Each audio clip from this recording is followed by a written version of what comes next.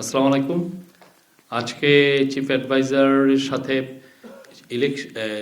European ইউনিয়নের chief election observer উনি নিজে একজন মেম্বার অফ ইউরোপিয়ান পার্লামেন্ট। উনি এসেছিলেন কলন করতে।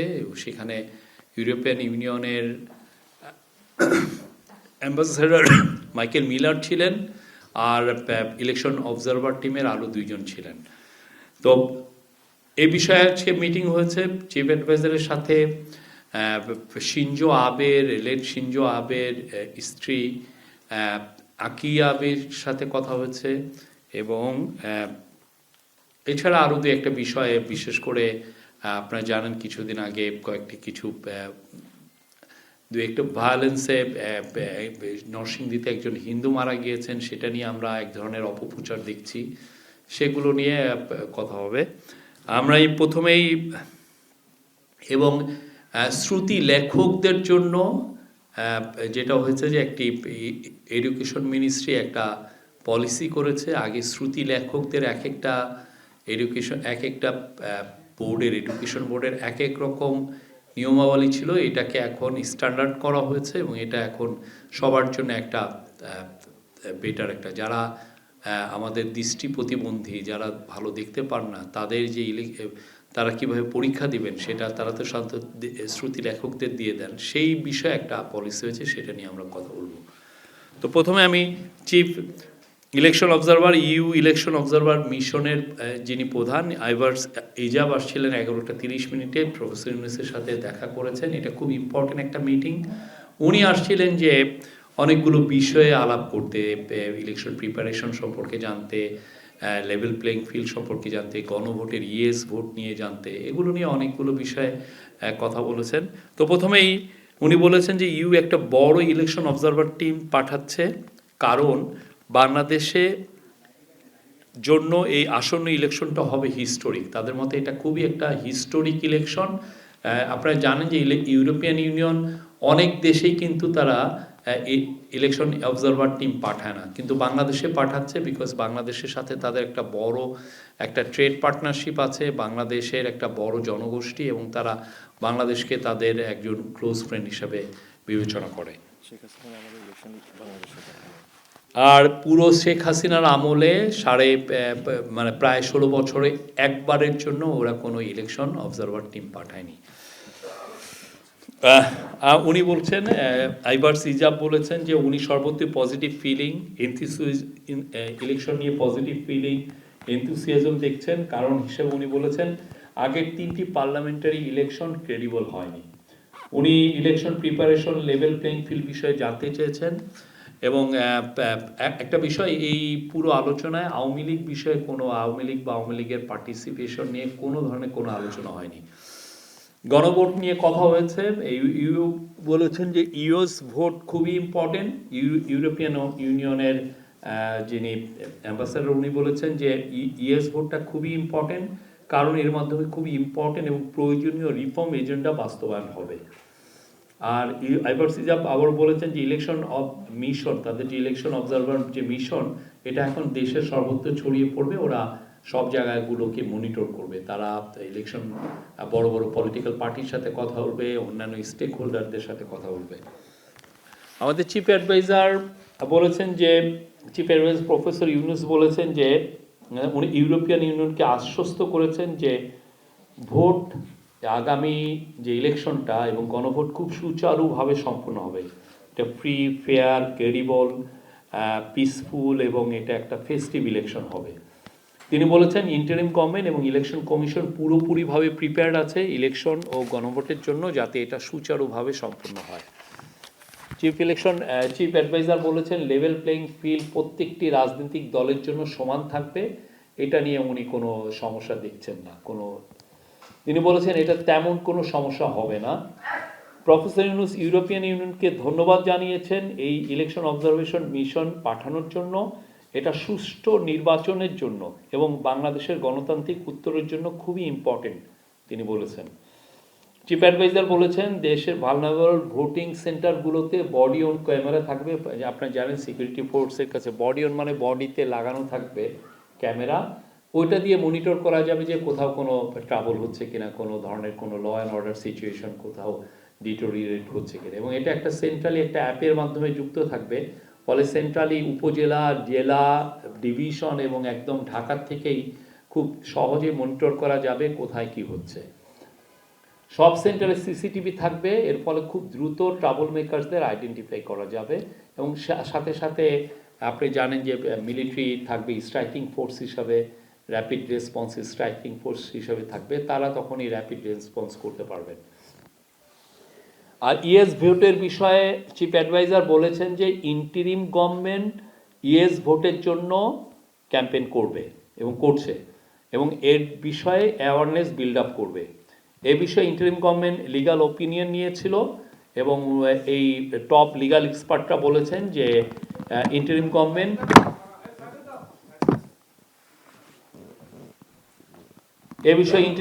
লিগাল ওপিনিয়ন নিয়েছিল এবং এ বিষয়ে টপ লিগাল এক্সপার্টরা লিখিতভাবে জানিয়েছেন যে ইন্টারিম গভর্নমেন্ট ইয়েস ভোট চাইতে পারে, এ বিষয়ে কোনো লিগাল প্রতিবন্ধকতা নাই। প্রফেসর ইউনূস বলেছেন দেশের সর্বত্র এখন ইলেকশনের জোয়ার চলছে, তবে ফর্মাল ক্যাম্পেইন শুরু হবে, আপনারা জানেন যে জানুয়ারির 22 তারিখে ফর্মাল ক্যাম্পেইন হয়। আর উনি বলেছেন ইউএর অবজারভার প্রেরণ হচ্ছে বাংলাদেশের ইলেকশনের জন্য একটা বড় এন্ডোর্সমেন্ট, এবং এটা বাংলাদেশের আমি একটু আগেই বলেছি একটা ডেমোক্রেটিক উত্তরণের জন্য খুবই প্রয়োজনীয়। ইলেকশনের জন্য উনি বলেছেন যে মেজর চ্যালেঞ্জ হচ্ছে সোশ্যাল মিডিয়া থেকে যেই ধরনের সোশ্যাল মিডিয়া ব্যবহার করে আপনারা জানেন যে খুব ম্যাসিভ মিসইনফরমেশন, ডিসইনফরমেশন ছড়ানো হচ্ছে, এবং এখানে এইটা দিয়ে অনেক ক্ষেত্রে ভায়োলেন্স ইনস্টিগেট করা হচ্ছে। তাছাড়া পতিত স্বৈরাচারের লোকেরা ইলেকশন ডিসরাপ্ট করার চেষ্টা করবে, তবে সিকিউরিটি ফোর্সেস পুরোপুরি রেডি থাকবে যে কোনো চ্যালেঞ্জ ফেস করার জন্য, তারা অলরেডি রেডি আছে। প্রফেসর ইউনূস বলেছেন ওমেন এবং ইয়াং পিপলদের মধ্যে ভোটের জন্য খুবই এনথুসিয়াজম লক্ষ্য করা যাচ্ছে এবং খুবই হাই এনথুসিয়াজম, এবং আসন্ন নির্বাচনে উনি আশা করছেন খুবই ভালো টার্ন আউট হবে। এই ছিল আজকের মিটিং, মানে ইউরোপিয়ান ইউনিয়নের চিফ ইলেকশন অবজারভারের সাথে মিটিংয়ের মূল ডিসকাশনের বিষয়বস্তু। এছাড়া আকি আবের সাথে ওনার একটা মিটিং হয়েছে এবং সেই বিষয়ে আমাদের ডেপুটি প্রেস সেক্রেটারি উনি কথা বলবেন। আর তারপরে যে কথা বলবেন ইয়ের বিষয়ে, ওই কিছু ভায়োলেন্সের বিষয়ে আমাদের Foyez Ahmed senior assistant press secretary বলবেন।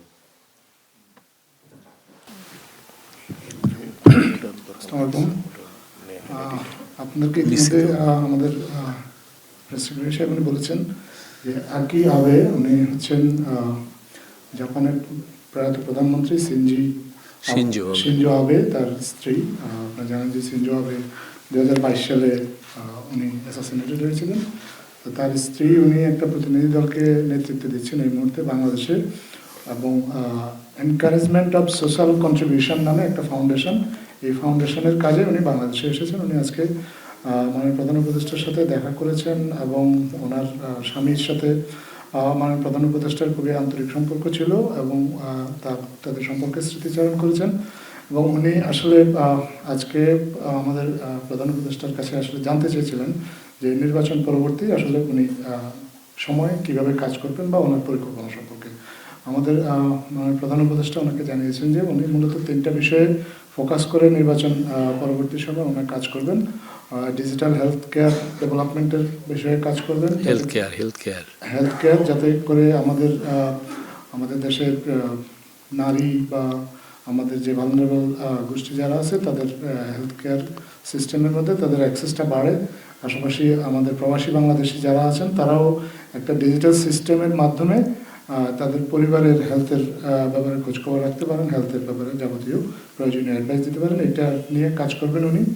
এবং আরও ওনার 2টা রেগুলার কাজ তো এর আগে উনি যখন যেগুলো করেছেন, ইউথ ডেভেলপমেন্ট, তরুণ উদ্যোক্তা তৈরির কাজ, যেটা উনি আগেও করছেন এটাও করবেন, এবং 3-0 নিয়ে ওনার যে কাজ ছিল সেই কাজটা উনি কন্টিনিউ করবেন। এবং উনি আগে আবেগকে জানিয়েছেন যে নির্বাচনের পরে মার্চের 3য় সপ্তাহে সাসাকাওয়া ফাউন্ডেশনের আমন্ত্রণে উনি জাপান সফর করবেন। এবং এই ফাউন্ডেশনটা এরা বিভিন্ন বিষয়ে আপনার গবেষণা করে, পার্টিকুলারলি ওশিয়ান রিসার্চ নিয়ে তাদের যে কাজ এবং সেটা নিয়ে উনি একটা কনফারেন্স ওখানে যোগ দেবেন এবং এই বিষয়ে যাতে কোলাবোরেশনটা বাংলাদেশের সাথে কীভাবে বাড়ানো যায় সে বিষয়ে তাদের সাথে কথা বলবেন।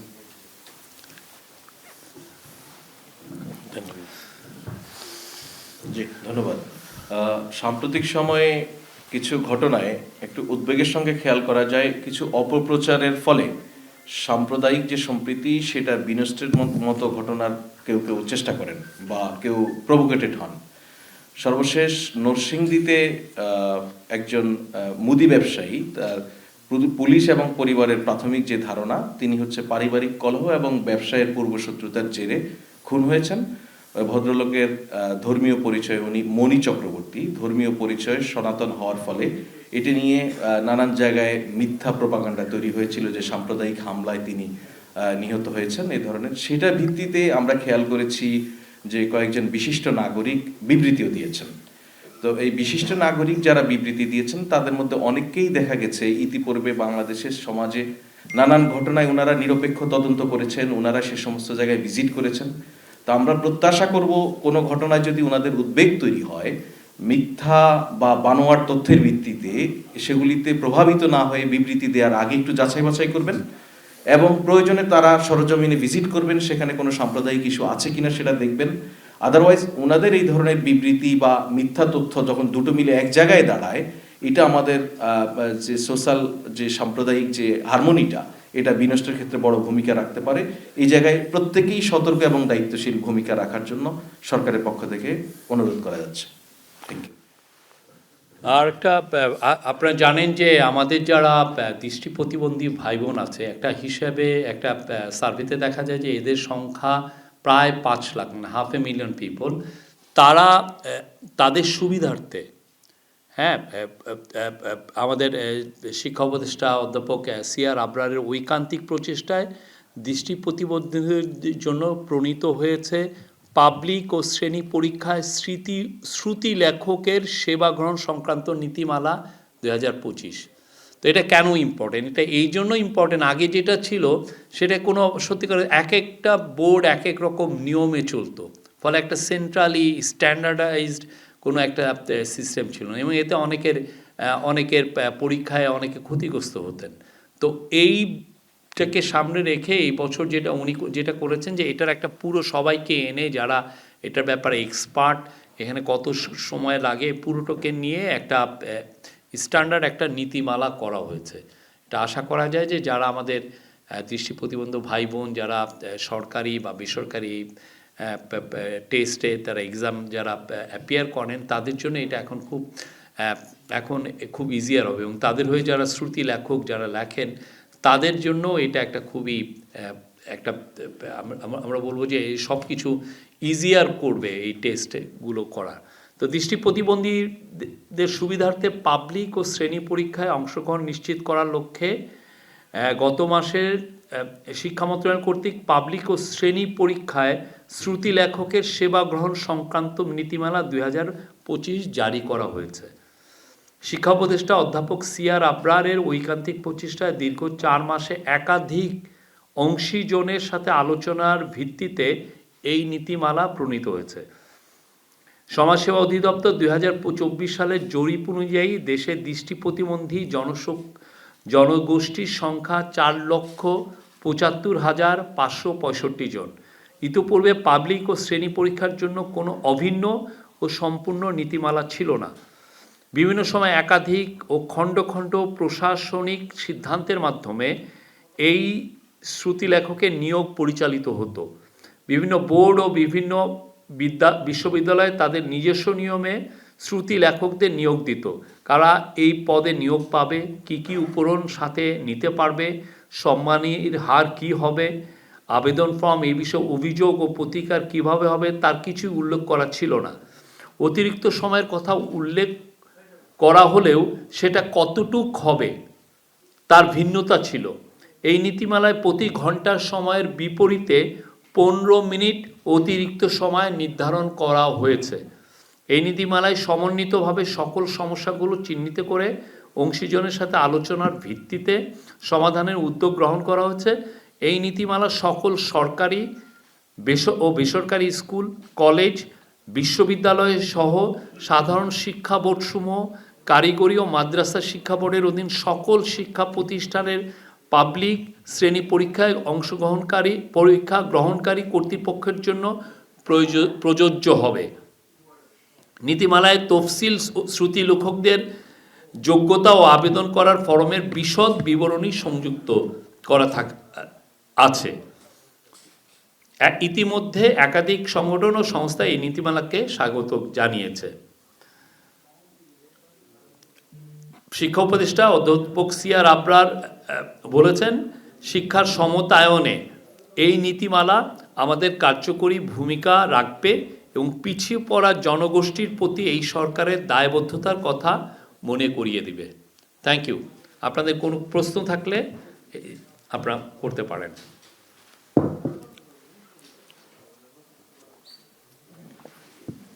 এই মাইক দেন।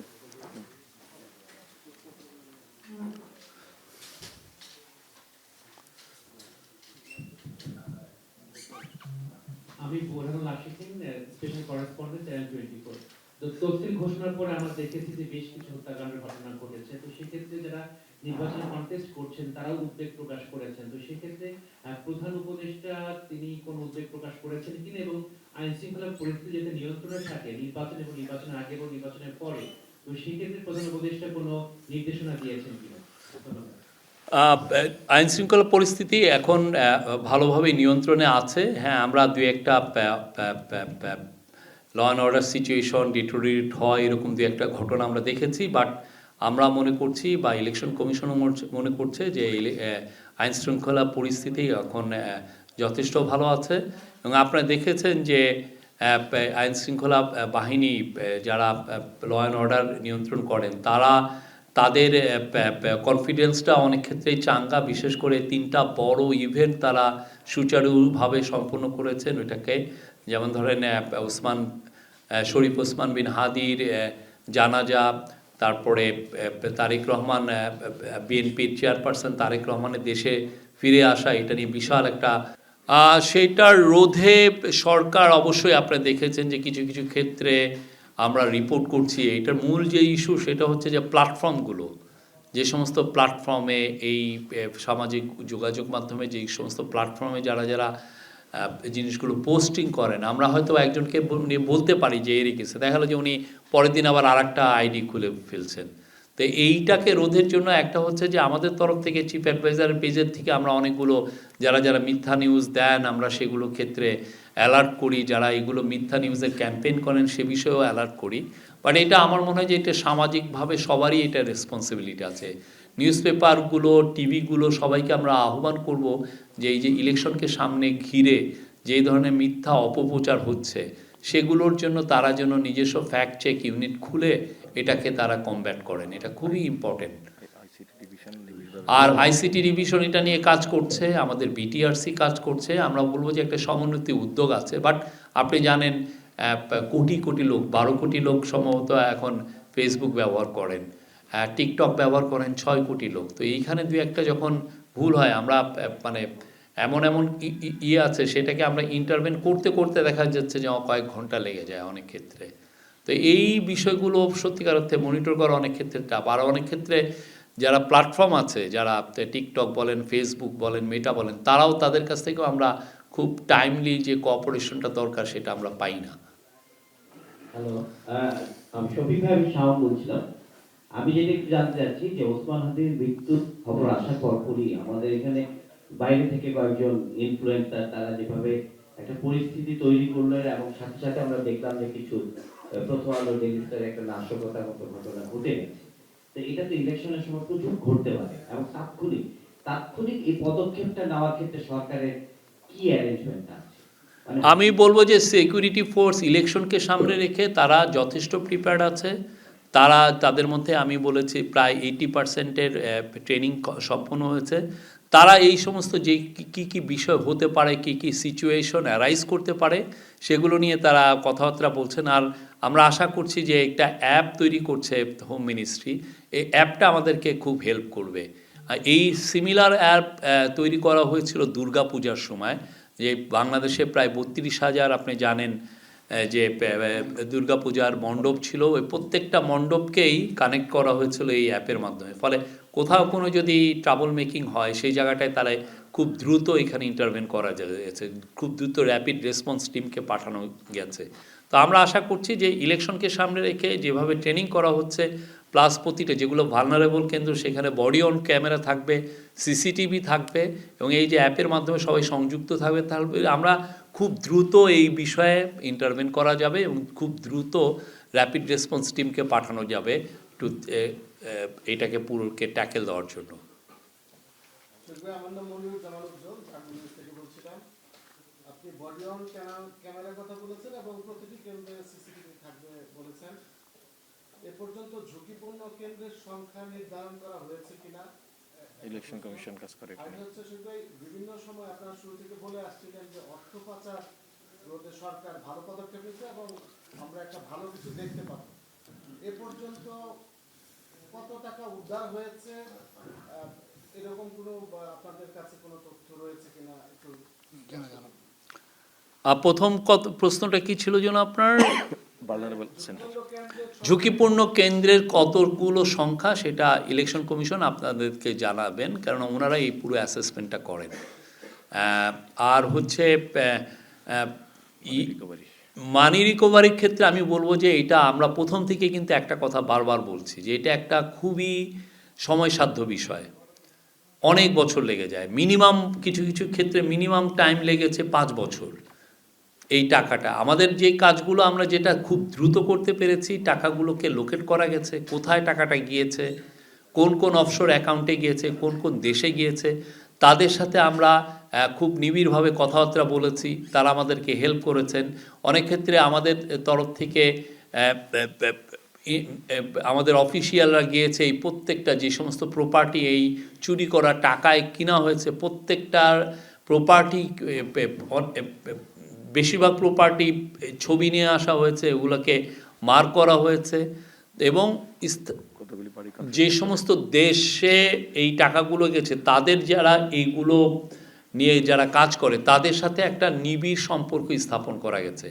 আর টাকাগুলো আনার ক্ষেত্রে অনেকগুলো লিগ্যাল প্রসেস আছে। এই লিগ্যাল প্রসেসের জন্য যেটা করতে হয় সেটা হচ্ছে যে আপনার লিগ্যাল বড় বড় ল ফার্মকে আপনার নিয়োজিত করতে হয়, তারা আপনার হয়ে এই কাজটা করে দেন।